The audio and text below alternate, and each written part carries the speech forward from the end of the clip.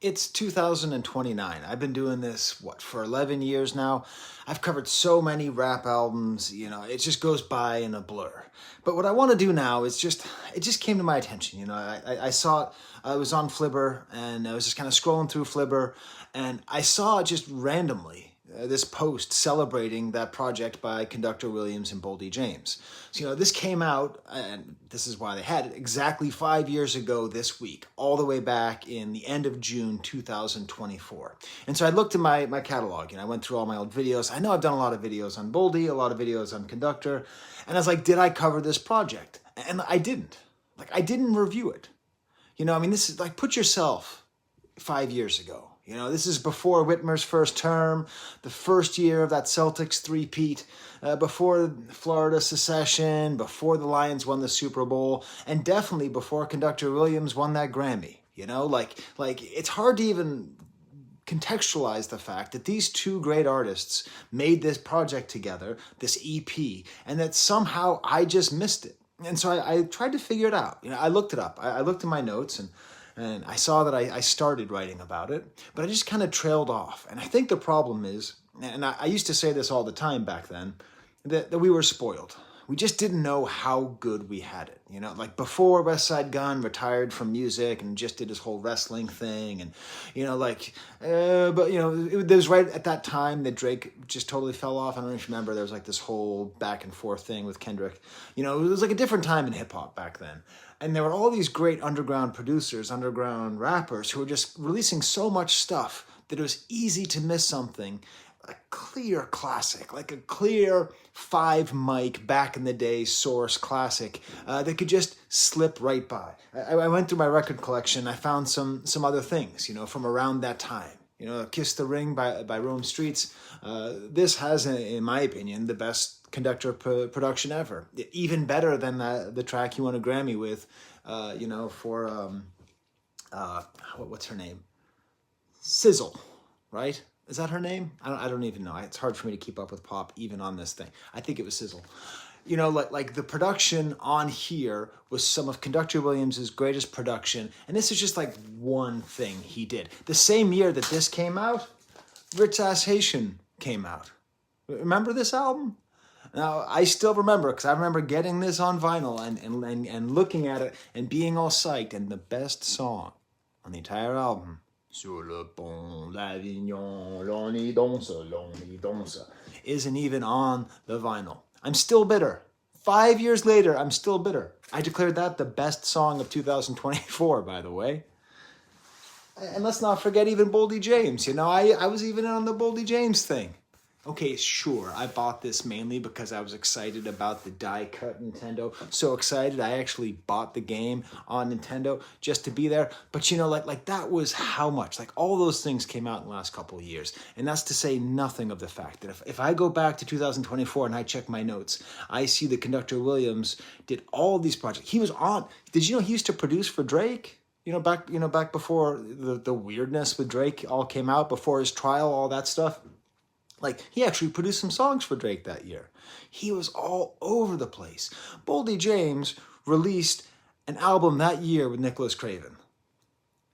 And another album that I also missed. So that's what I want to do. I want to revisit this album now that we've had some time, now we've had some distance, to really, truly appreciate it.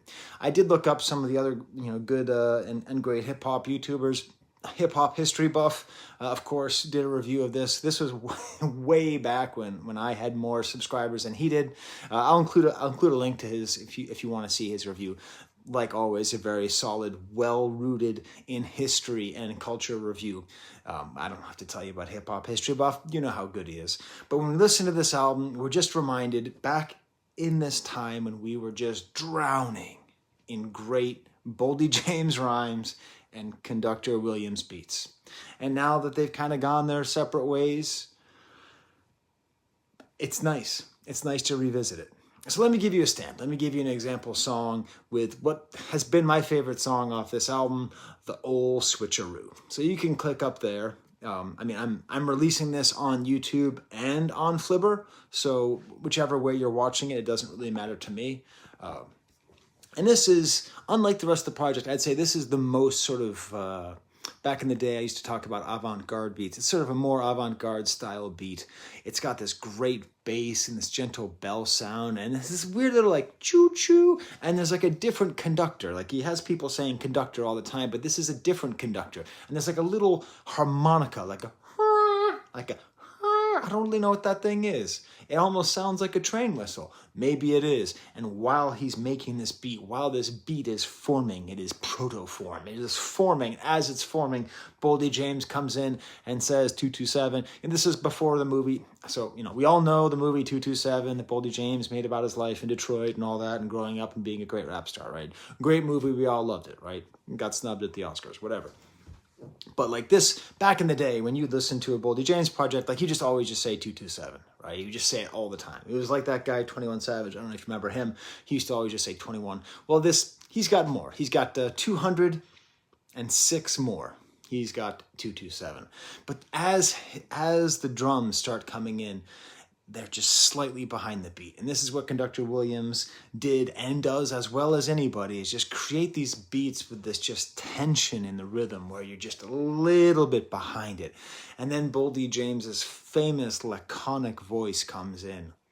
It's just, and the thing is, they've always done, and this is what came through so well in the biopic, is that like his voice comes from experience. It comes from the weariness of life. It's not just that he abuses promethazine, which he says he does. I don't know if he actually does.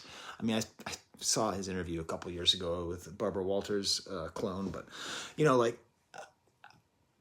he is able to communicate this weariness of the street in such a great way with so many great rhymes.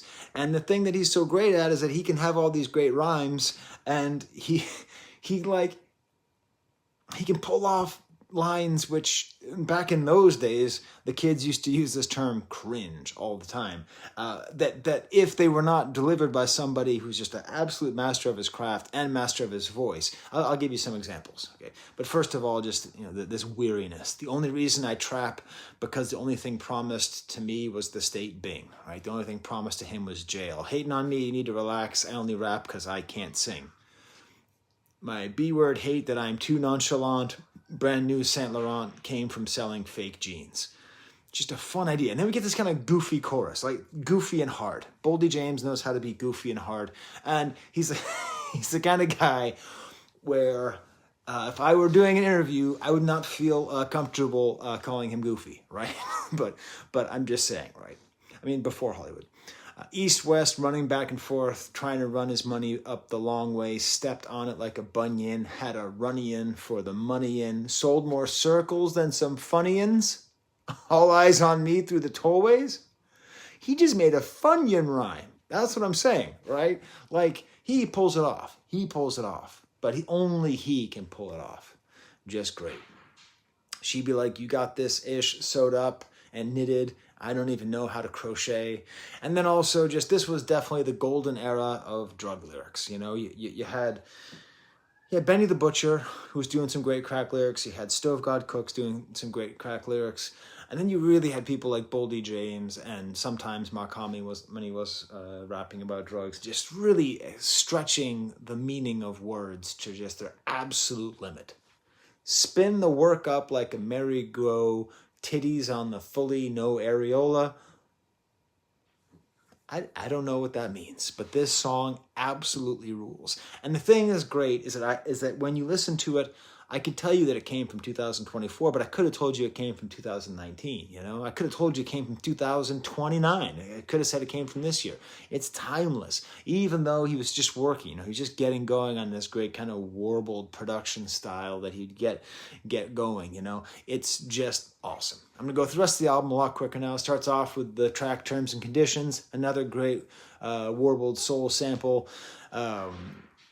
And this is that weariness, the first rock was the worst, talking constantly about how much pain his life caused him. And again, we have to remember that the way he phrases it is that he was pushed into this because it was the only thing he could have done. The streets made him old. So he said, learned how to peddle drugs before I knew how to ride a bike. Very clever, playing with the double meaning of the word pedal, but not repeating the word pedal. It's like an implied double word. It's very cool. And then we get the first instance of the Wild style sample, Don't Wait for Her, Man, which was first sampled by MF Doom. So that's kind of a fun thing. Sampled by MF Doom back in 1999. Then later sampled again by West Side Gun, I think, for Hitler Wears Hermes 10. I know he made it up to 34 before he quit, but it was back at 10. All Madden, I don't know. I guess he left Tecmo. Best purchase ever, by the way. Yeah, that Alchemist really knew how to make some awesome vinyl back then. Just great how just the beat comes in here, and there's no build up here. There's no forming. It just rhymes right with the beat. And just this great chorus. No more food stamps and EBT. Tired of mama working, gotta blow so I can feed the street. I don't know if they throw dirt on my name, kick me when I'm down. My family need me more than ever. Gotta stick around. And so he keeps going on and on about this whole theme about his family. What's cool is that his, I assume, kid, Bojack, a kid, raps on this as well. So it's like, I wonder if he kind of kept on going to make stuff. It's all about family. So even though there are a lot of kind of hard crime lyrics, and even the Bojack lyric is all about, crime and guns and money and all that stuff, fundamentally it's all about the need to succeed and to help your family through your artistic endeavors.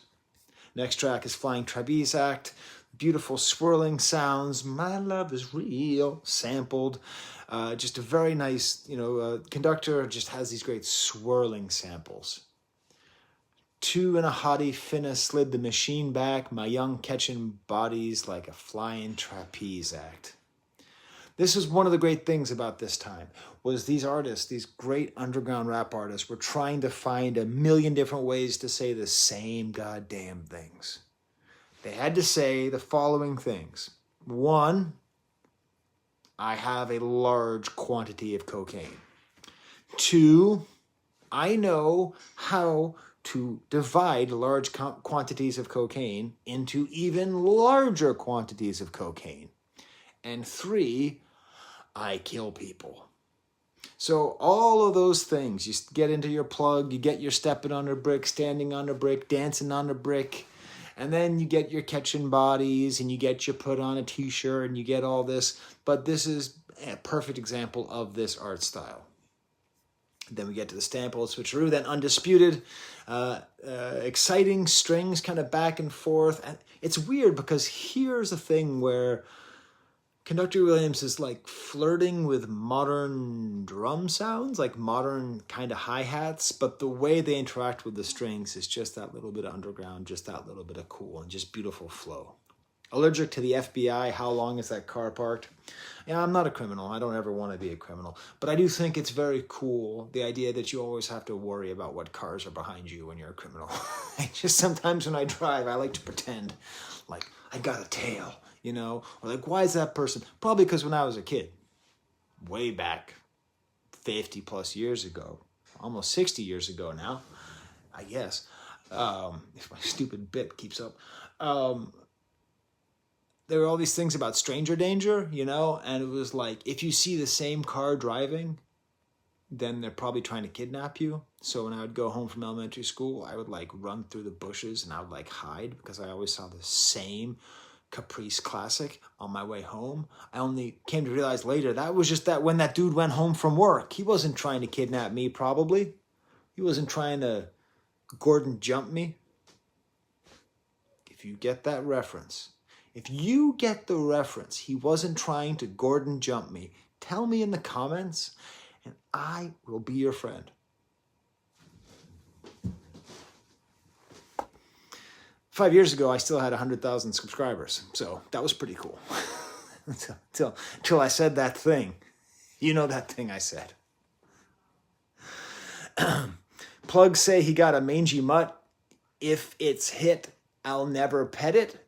Give it to you just how I get it. Streets know I got the right mix. I don't know. I don't know what mangy mutt means. I think mutt means heroin. I don't know. Lampshades, next song. A bunch of great conductors here. More of a strain sample, warbled. I've been goated. Those who got the biggest gonads stand on big business regardless. The artist formerly known as. More great limes. St. Juliana. Did I say limes? A little too soft on this one here because there's some chimes here, but still just the relentless flow. Okay, the absolute relentless flow of Super Bow is just, it's just amazing. And I really like this one line here. I'm really 2 commas in, 7 figures strong, left of the decimal. Just met Pedro off to Texaco, thugging from Zone 6 to Little Mexico. I don't know what all these things are. I don't know what all these references are, but I like them. I like the idea of talking about his career, left of the decimal. This is the kind of creativeness that he has here, like throwing left of the decimal. Just left of the decimal. Try saying that. Left of the decimal. It's beautiful. Just the way these words go together. I know he's talking about having a lot of money, which is boring as hell. But the way he's saying it is so gorgeous. I'm really 2 commas in, 7 figures strong, left of the decimal. That's my baby playing downstairs. I guess I have a baby in 2029. I thought I was done in 2024. I guess I kept having kids. Next song is called Permission, featuring Mafia Double D. More of a gentle sample here. Nice kind of hi-hat shuffle. I do like this reference. Stephen A. and Skip on at the never on at the same time. This is reference to some sports announcers back. There used to be actually multiple sports networks on, like, there used to be a thing called cable television. It's a whole weird thing. I'm not going to get into it now. You kids wouldn't understand. Off-White Lumberjack. I just like the way he starts it off with, "You already snow that." Now, I assume that's a reference to snow being cocaine, but I live in Rochester, New York. So I just want to say that for the rest of my life. Just when I wake up in the morning and there's like 8 inches of snow on my goddamn forehead, I want to just go, "You already snow that." This has some guitar in here. This was back when I was just working on my theory that every single underground rap song has to have one song. Every underground rap album has to have at least one song that is primarily based on the guitar. I called that all the way back then. To Be or Not to Be, crime school, I majored in philosophy. Band proctor with drums, got a doctorate in criminology. Razor in the hard for that cold money, monopoly, gazing at the stars and not cooling in, that's astrology. A fun idea. He doesn't belabor it. The whole song isn't like 8 lines in and then he's all like, "And then I decided to get a degree in becoming a certified public accountant degree in crack. And then I got a sociology degree in plugs." You know, it wasn't that. Like, he just gave some fun lines, some cool hard lines. And then he just said my favorite line in this whole, okay, so the greatest thing about crack lyrics, very weird, right? It's very weird. Crack lyrics are weird. That's what I love about them. This is an actual lyric from the album from 2024. "Soccer mom full of parakeets, Cherokee obsolete." Now, if I told you this was from 1924 and this was like at a Parisian cafe with Salvador Dali and André Breton goofing around, drinking absinthe and talking about surrealism, I don't think they could come up with a better lyric. They couldn't come up with a better abstract poem than that. Soccer mom full of parakeets? Soccer mom full of parakeets?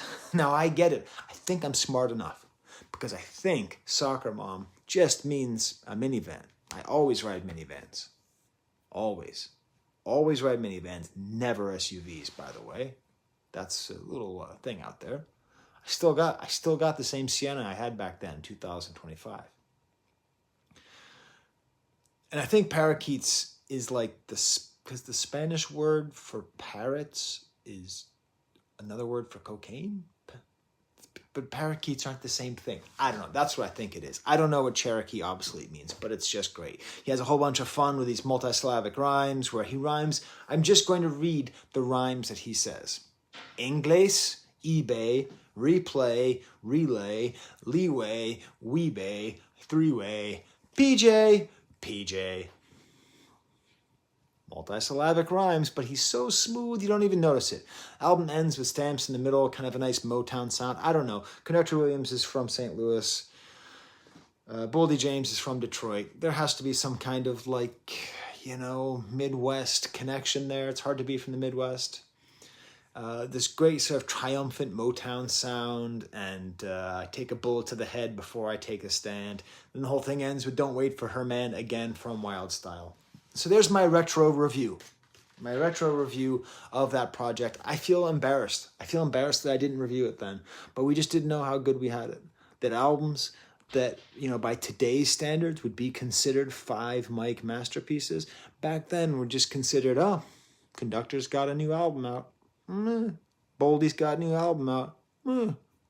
It's all some of the best stuff we've heard all year, but nah. All right. Till next time. The camera is still there, even though I'm recording on liquid.